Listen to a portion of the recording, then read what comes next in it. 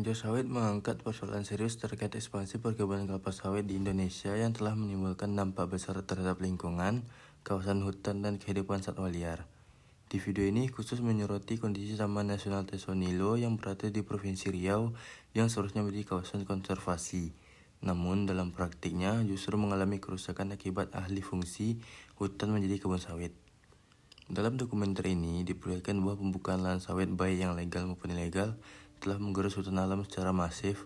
Kawasan Tesonilo yang sebelumnya merupakan hutan hujan tropis dengan keanekaragaman hayati tinggi, kini berubah menjadi hamparan perkebunan sawit.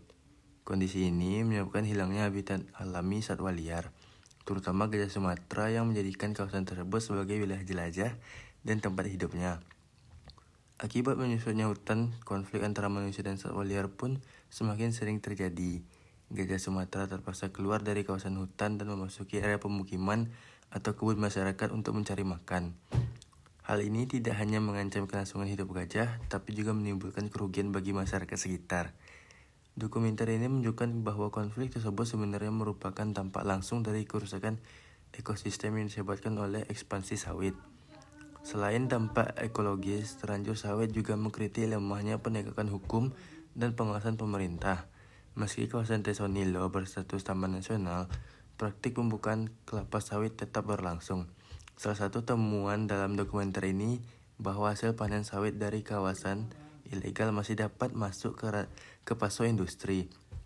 Karena lemahnya kontrol terhadap usul sultan dan buah segar atau TBS, hal ini menunjukkan adanya masalah sistematik dalam tata kelola industri sawit.